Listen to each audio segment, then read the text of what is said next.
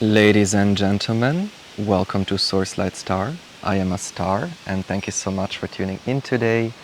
The day I'm recording this video is Friday 13th, and I do want to contribute to remove the bias of the myth surrounding this day. So many people think that Friday 13th, the 13th, is an unlucky day, but that's not the case, because 13 is actually a very, very sacred number, and it's one of the most magical numbers of them all. All numbers obviously are magic, but the number 13 is especially magical because it is really the number of the great mystery. So the number 13 is the transcendental number after we have gone through the whole cycle of the zodiac, and it's basically transcending the zodiac. So that's why the number 13 is the number of the mystery, because it's basically the number of the great void.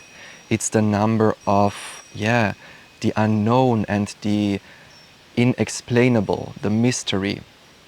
And then of course, if we are afraid of the unknown, then we might perceive the number 13 as unlucky or something to be afraid of.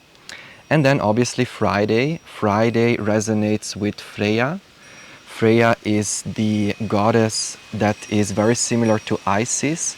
So it's this energy of moving from the matter into the spirit. So that's why Friday amplifies the energy of 13 even more. And in the light of all these beautiful cosmic energies that are going on, I thought it's the perfect day to channel some magic, and that is my intention for this reading. I set the intention to channel magic with the hidden intention, although I'm going to speak it out loud, to inspire you to not only believe in magic, but to discover magic in your life. So, without further ado, let's get in. I allow Spirit to channel through me. And thank you so much for inspiring us with magic. Okay, here we have our 3 cards already. Okay, beautiful. We have the orphan. Oh, the sun is actually coming out. Ooh. Then we have the box. We have the siren. Okay, so the first thing I'm hearing is actually with the orphan. It's not so much about the orphan in itself, but it's actually about the serpent. So when we know how to work with life force energy, then we are magicians. And even if we don't know how to work with life force energy, we are still magicians, because we work with life force energy all the time. So the first message coming through here is we want to be aware that we are basically casting spells all the time. So all the words we choose to speak, all the actions we take, these are acts of magic. And the act in itself is the magical act. So for example, if we have an idea, we start with an idea, or we start with the intuition basically. So out of nowhere, out of an inexplainable source, we have this idea to do something. And this is the spark of inspiration. It comes from the unknown. It comes from the realm of the 13, like beyond creation basically. Like it's almost the same like a flame. When we look at a flame, we think like, where does the light come from? Where does the heat come from? It's coming from this invisible realm. And that's the same with the intuition. Like, we don't know exactly where it's coming from, this intuitive thought, this inspiration to do something, but it is safe enough to know that it's coming from this magical dimension, the unknown, the invisible, the spiritual realm. And then, as soon as we have this idea, we then start to feel into it. So it's already starting the process of creation. Like we feel, we have this thought, and now how do we feel about it? How do we, is it inspiring? Is it uplifting? Is it like heavy? How does it make us feel? And then After that, we start to make an action. We start to create a painting. We start to connect with other people. We start to do the thing. And then once the action has been done, then we are creating a new structure. And this is actually the process of going through the elements. So we start with the intuition, then we have a thought, then we have the emotion, and then with the making it physical or creating it, it's earth. And so we work magic by working with the elements, or we create magic by working with the elements. And again, we do it all the time. And we want to be aware that this is happening, so then we can create a reality that is working in our favor, or a reality that is beneficial, or something that we do want to have in our life. Because again, we are the creators of our reality, and when we know that, then we are magicians who can create a beautiful reality, full of magic and full of miracles. And that ties into the next card, which is the box. And the first thing that comes up is actually thinking outside of the box, thinking outside of the norm, because only when we have this higher state of consciousness, we are able to see these invisible workings of spirit, or we are able to understand what the elements actually are, working with the elements, that the elements are not only fire as the sun, or earth as the land, and water as the ocean, but it's actually, it's a reflection of also an internal process. So this really takes me to above, as above, so below, as within, so without, as the macrocosm, so the microcosm, as the divine, so the humans. And this is really where it connects to the pyramids. So this is really talking about the ancient Egyptian mysteries, the ancient Hermeticism. So in order to understand the workings of the universe, we have to study Hermeticism, or to study these magical traditions, in order to understand how the humans relate to the divine, how the microcosm relates to the macrocosm, and how everything is interconnected. And the 7 Hermetic principles, which are the backbone of the Hermetica, like the Hermetic teachings, these give us the basic understanding of these laws, like the laws of correspondence. The law of correspondence is how the above relates to the below. Then there is the law of rhythm, which is talking about also this continuity of sound, like the rhythm of sound and the cycles. The law of cause and effect, which is talking about karma. The law of generation, like there are all these laws, and they all also are connected to the 7 chakras. So the 7 chakras, the 7 Hermetic principles, the 7 colors of the rainbow. There are stories about the 7 Hathors, the 7 angels, and like 7 is a very magical number. And this is why. Why is that? Because 7 is basically the first unity, or the first time we go back to unity after 1. So number 1 is the first unity. Number 1 is the top of the pyramid. Number 1 is oneness consciousness and love. And then we have number 2, duality, number 3, trinity, then 4, 5, and 6.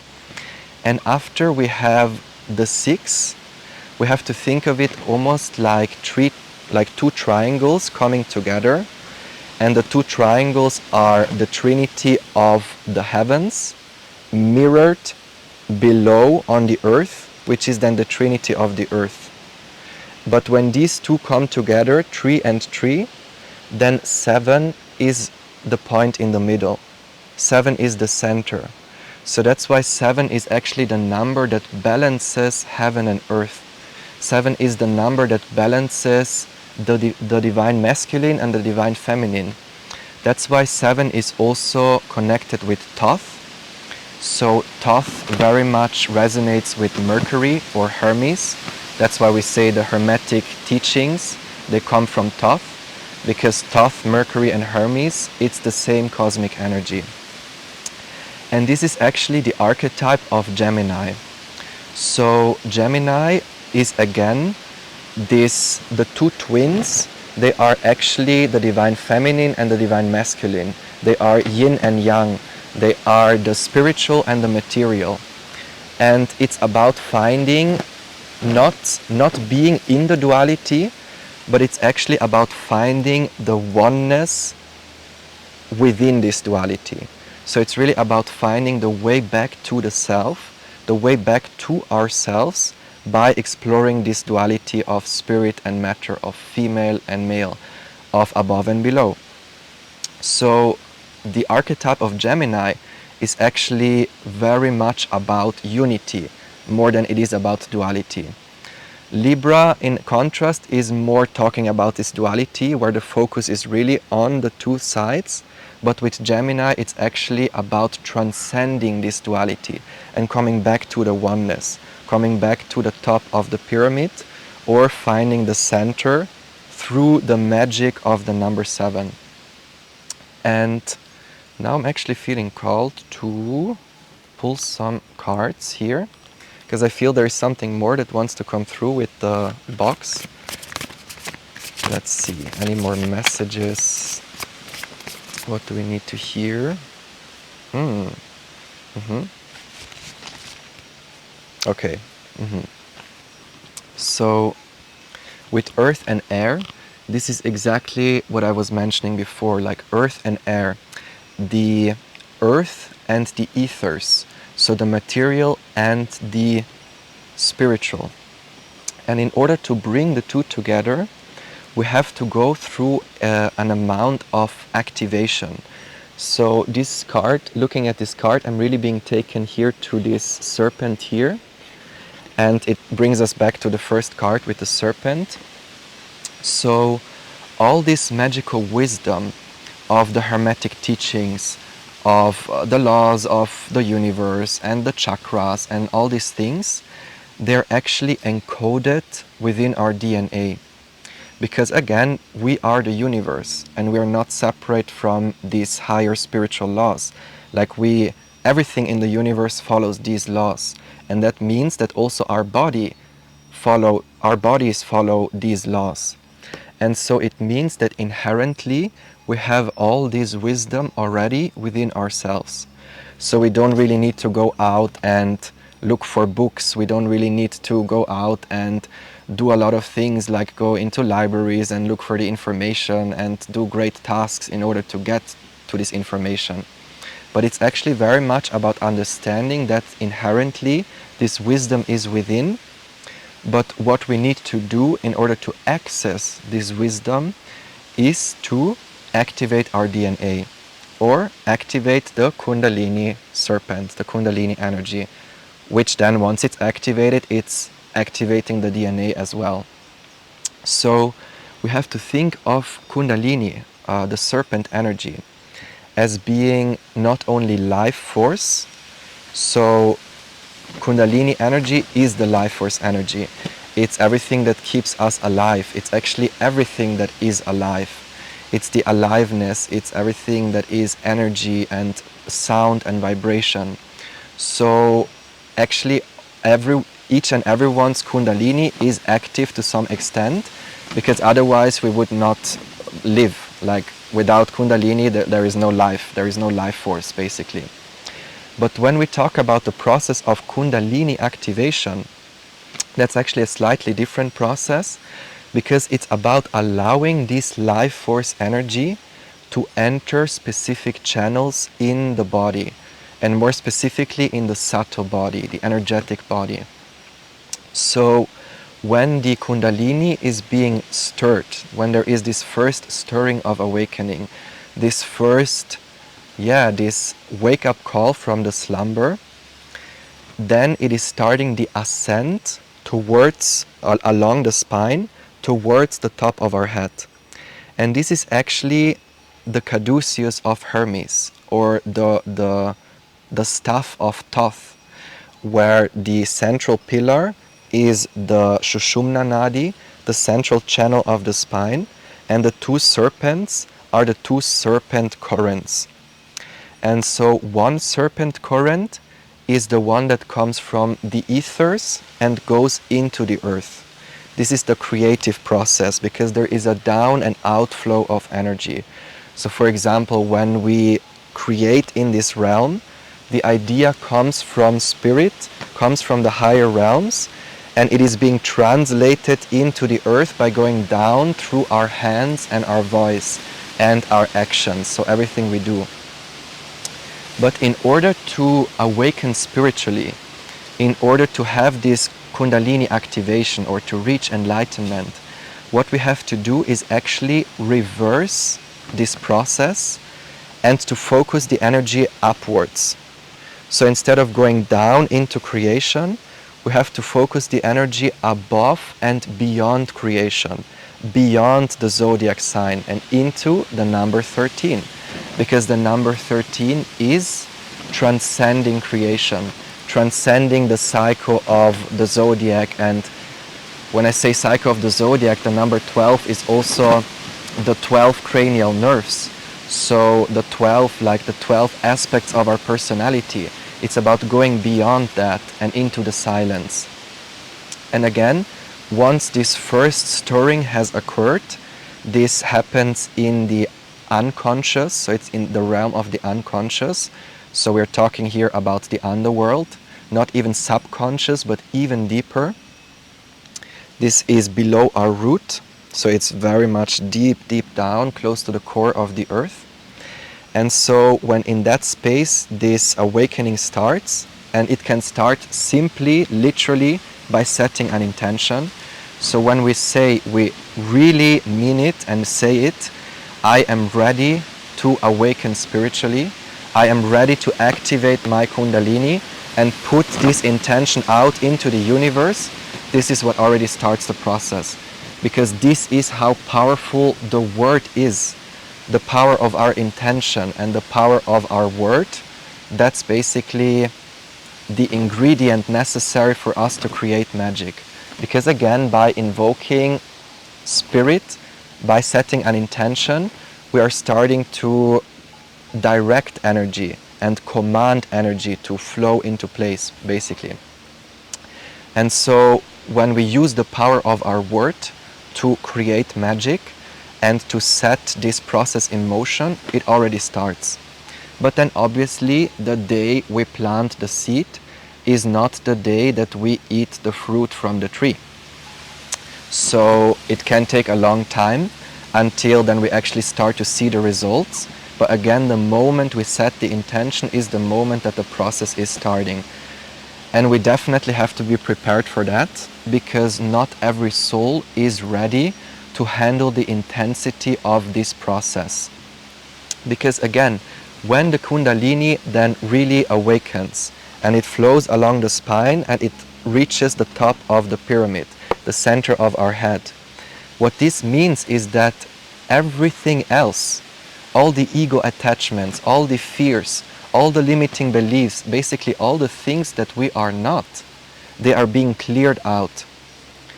And depending on how many attachments we have to our ego, or to the physical, or to certain stories in our head, the more intense it can be. So when the Kundalini awakens, it's a really like almost aggressive process. It strips away everything that we are not. And we have to be ready to deal with this pain. Like it's the most intense thing that a human being can go through in this earth realm. There is nothing more painful and challenging and intense than an actual Kundalini activation, than the actual activation of our inherent potential. But here comes the catch. We are all meant to go through this process, because there is absolutely no way around it. And why is that? Because we as spiritual beings, we come from source, we come from the higher realms into creation in this vessel. But since we are here in this vessel, we have to die. We have to be able to let go of this form and to move beyond this form in order to go back to the source of where we came from. So if we are attached to our ego and if we don't want to let go, fine, no problem, but then we have to stay in this realm until we are able to let go of the attachments and go back to source again.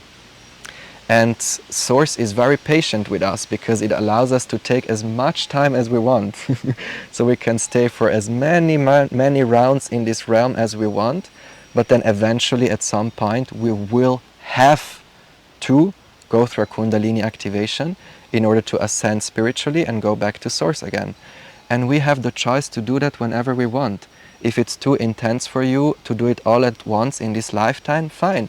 You can make it in the course of 1,000 lifetimes and have it a little bit, and then a little bit, and then a little bit, and then it takes a long time. Or you can choose the intense path, which you have already chosen because you're here on earth right now. And you can do it all at once, or at least a lot of it at once. And this is the really intense process where we are then healing all of our ancestors and all the people and all the beings who came before us. And this time specifically is a time of acceleration. So what's special about the times that we're living in right now is that the acceleration, this activation, this awakening is super quick.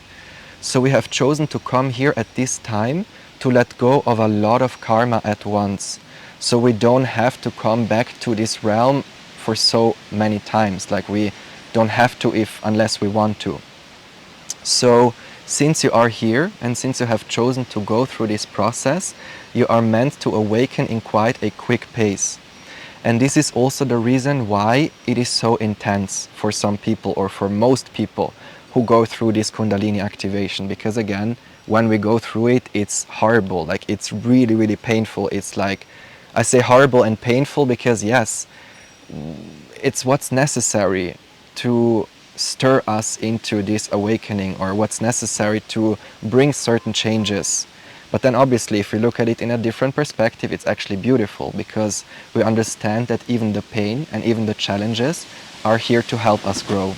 So it's really a strong duality in this realm. Like in order to go all the way up, we have to be willing to go all the way down. And that means facing our shadows, facing our fears, facing the uncomfortable emotions, and really going deep. So there is almost no spiritual awakening without a depression or without a sense of feeling lost or feeling out of place. Because again, spiritually awakening means finding a new place, finding a new home. And that home is our higher self. So it's really the process of reaching the top of the pyramid. And now I'm feeling called to use some of these cards to complete the last card, because the siren, I already see where this is going, but let's see how we can complete this message. What messages do we need to know? What do we need to hear about the siren?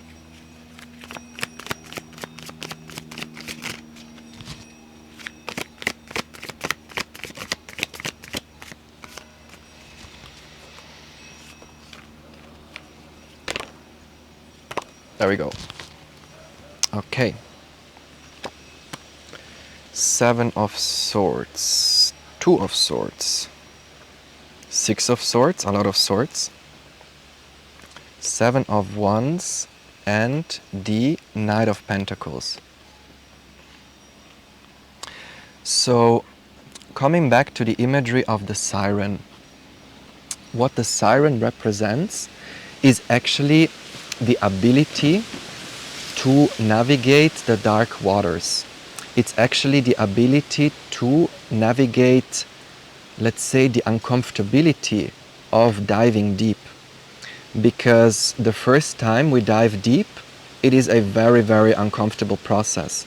Because the first things that we will encounter are all the demons, all the shadows, all the things that are in our subconscious. So basically the things that we don't really want to look at. And since we don't want to look at them, they go into the subconscious. So for example, when we go through trauma, especially at a young age as children, So when we go through a trauma in a young age, basically it's too hard for our consciousness to be able to process these emotions. And so it's actually a natural response to push them down. And so they go into the subconscious. And this is where they stay throughout the duration of our life. But then, throughout our life, we will always encounter patterns that trigger these pains, or the similar pains, or the same pain that we have experienced as a child. And this is so that eventually, once we are ready to then face the emotions, they will come up again to the surface, and we are able to deal with them and transmute them and feel them actually. So whenever you are ready to face your fears, or whenever you're ready to heal certain traumas, they will actually come up on their own. So we don't really need to do so much in order to allow the Kundalini to awaken. Like, it's this natural process. And obviously, if we set the intention to awaken our Kundalini, then our higher self is inspiring us to do so because we are ready. And so again, the first thing we encounter during this process of awakening is the traumas, the not so comfortable emotions, the darkness and the demons. And then afterwards, once we have gone through the uncomfortability of these emotions, we are then tapping into past life memories, or we are tapping into the other things that are hidden in the subconscious, or even deeper in the unconscious. Because again, the unconscious, that's where the serpent resides basically. The underworld is the serpent realm. And when we talk about serpent, this is actually the primal vibration. So serpent, it's this notion of going up and down. Like, vibration is also like a sound wave. It's like doo between two poles, between two masculine and feminine.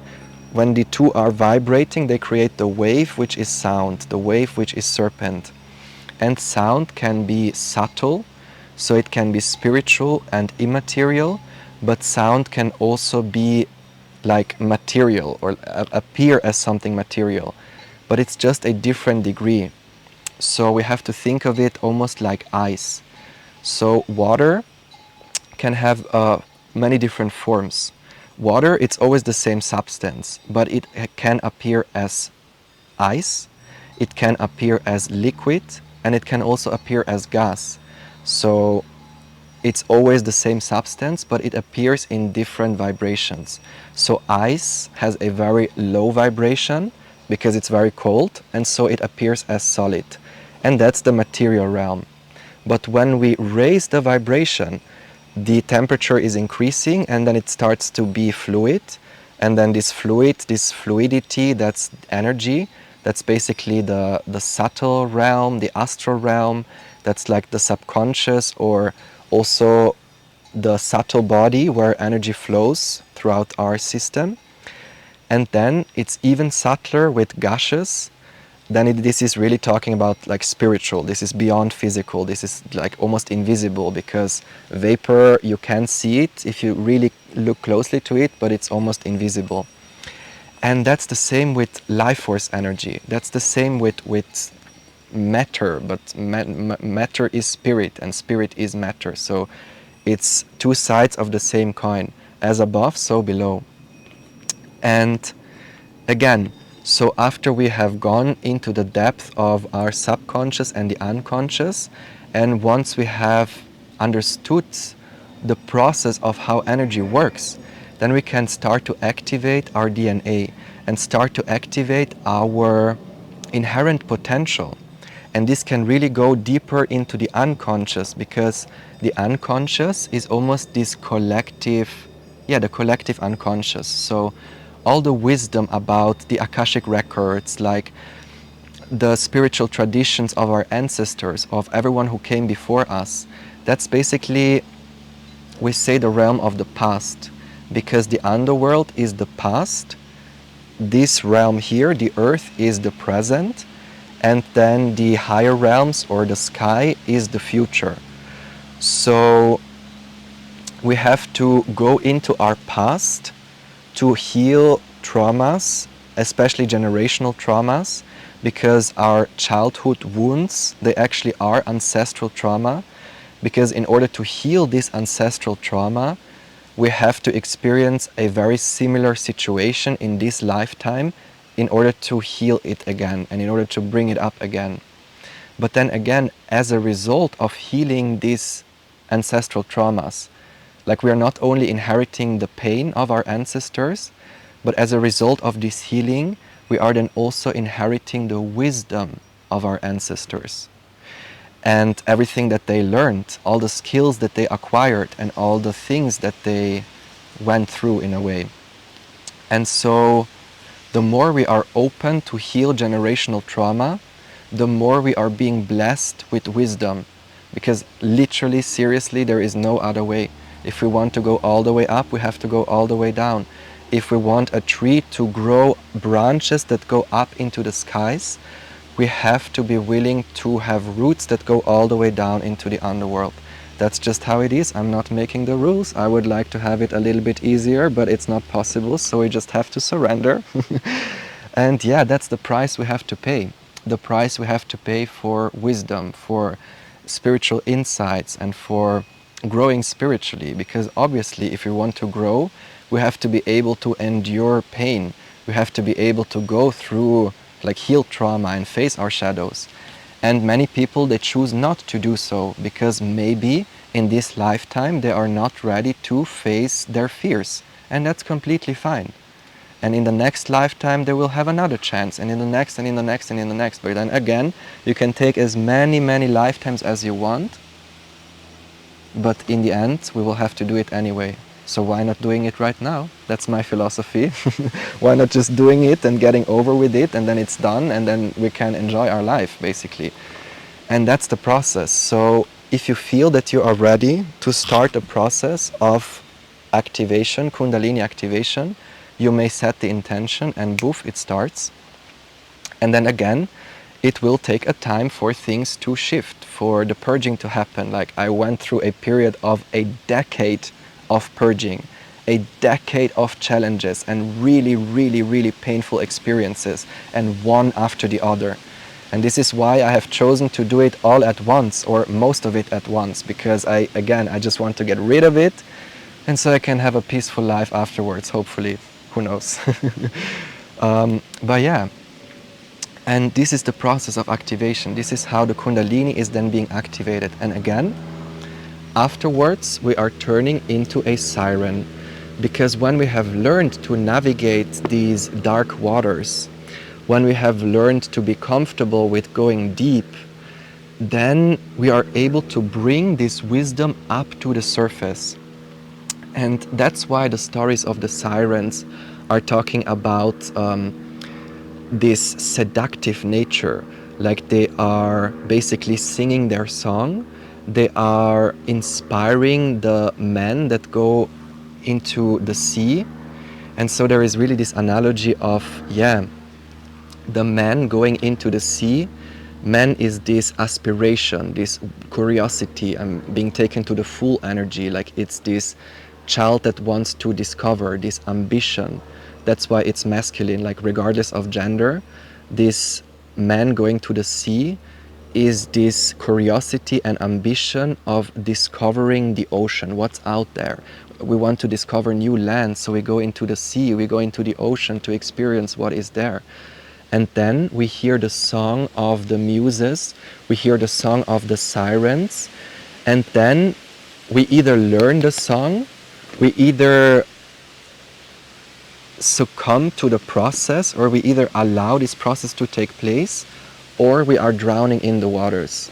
And so these men who are then drowning in the waters and who are falling prey to the sirens, it's almost about drowning in the overwhelm of the emotions, or almost not being able to handle the intensity of healing generational trauma.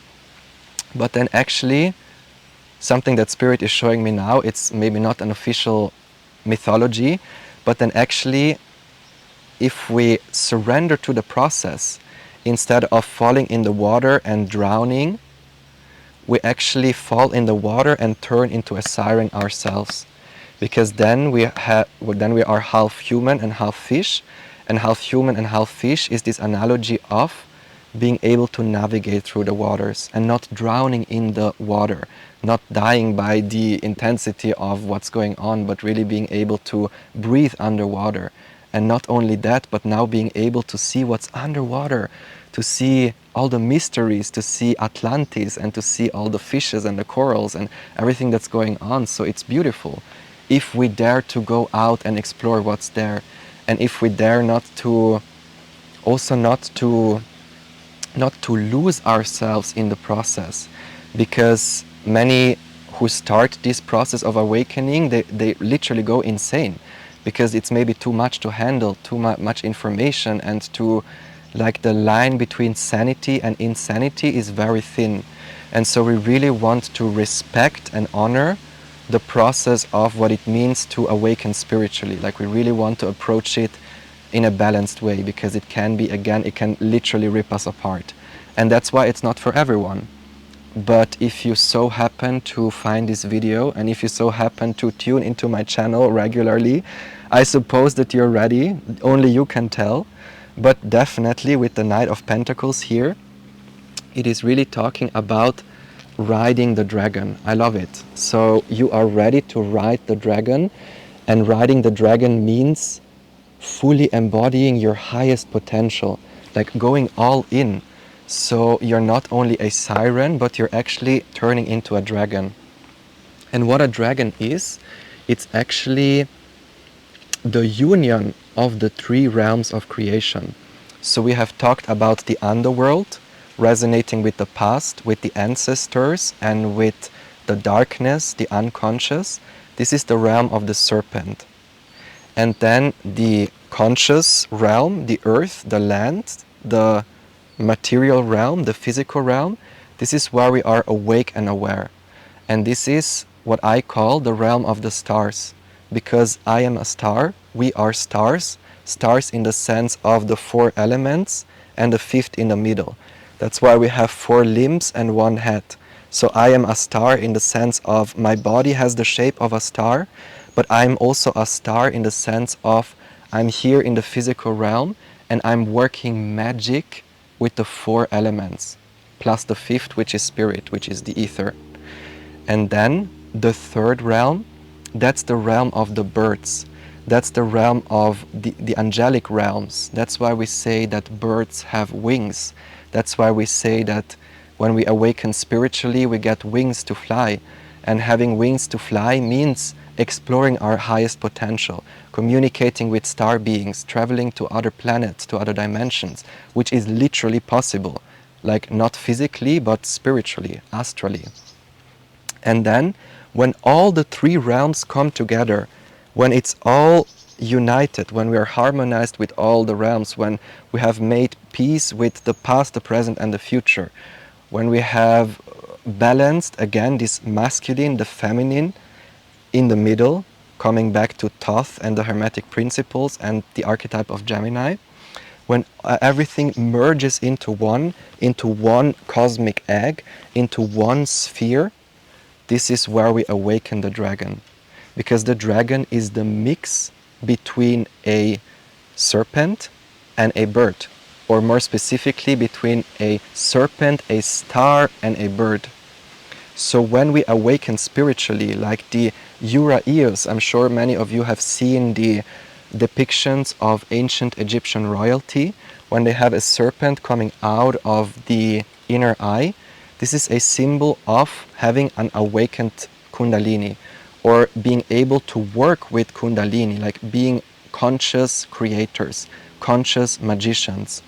And again, once the dragon is activated, this is the alchemical gold.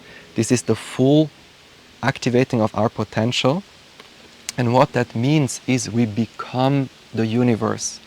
And this is why we are also talking in the Mayan tradition, there is the figure of Quetzalcoatl or Kukulkan, which is the feathered serpent. Again, the green serpent, green resonating with the earth realm, but also resonating with the heart. resonating with healing. This is also the energy of Archangel Raphael. That's why Archangel Raphael, 𝑇𝑼𝑠, Hermes, Mercury, Thoth, it's all one and the same. It's the cosmic dragon, basically. It's the feathered serpent. And this is actually divine consciousness. So all the universe is permeated with the energy of the cosmic dragon. Because again, it's the mixture of the serpent energy from the underworld, from the earth, and the celestial heavenly energies of the birds that then come together as the dragon. So the dragon is the master of all the realms. So we find dragons not only in the underworld, but also here on earth and in the higher realms.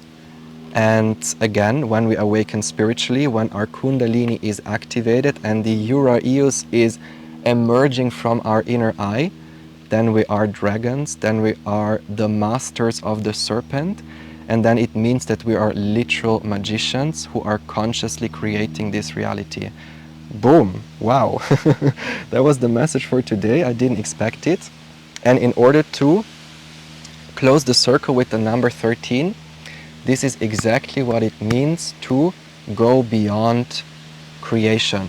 This is actually what it means to go beyond the number 12. Because the number 12, again, is the zodiac, so the 12 signs of the zodiac, the 12 aspects of our personality, the 12 cranial nerves. And when we have gone through all this process, when we have acquired all the characteristics, when we have actually understood, learned about and embodied all the zodiac signs within, then we are opening up to the transcendental realm, the number 13, moving beyond creation. And this is what it means to unite the three realms. So how do we unite the three realms? It's about going beyond them and almost looking at them from beyond in its totality. So that's why the dragon actually exists even beyond creation. So the dragon is the spirit of the divine. It's literally the spirit of source. But not only source, creator, source, the creation, the universe, the omniverse, but even that which goes beyond.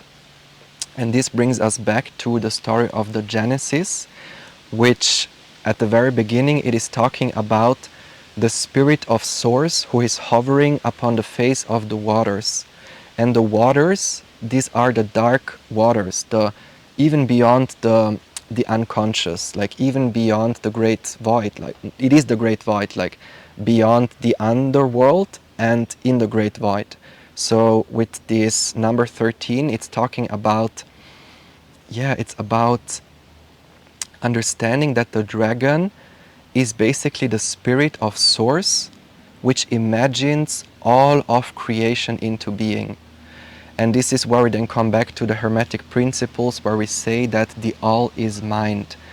But it's not the mind in the sense of thoughts, but it's the mind in the sense of the heart mind, the heart, the thought of source, like the thought, divine consciousness basically.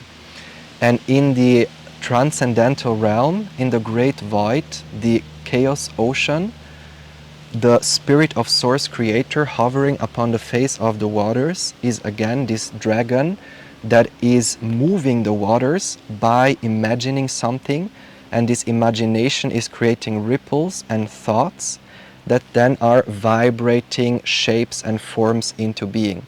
And then depending on which realm we are in, it's then either super subtle in the underworld, a little bit less subtle in the astral realm, and then more dense in the material realm.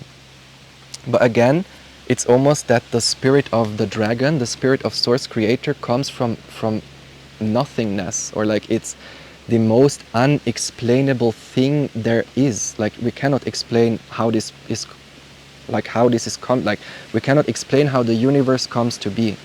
And that's why the number 13 of moving beyond creation, moving beyond the three realms, is the number of the mystery. It's the number of magic, because it's really the inexplainable mystery. So in the light of Friday 13, we do want to shift the energy of what that means, and instead of being afraid of the dark, instead of being afraid of the unknown, to embrace the unknown. Because in the unknown is where all the magic lies, and all the magic resides, and all the mystery resides, and all this wisdom is to be found. So everything I mentioned to you today, you already know, because you are the universe, and it's all one, and as above, so below.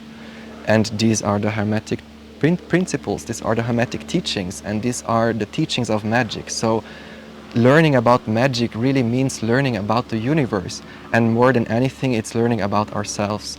So if you are ready to learn more about yourself, definitely stay tuned for more videos, because it's only gonna get more magical from here.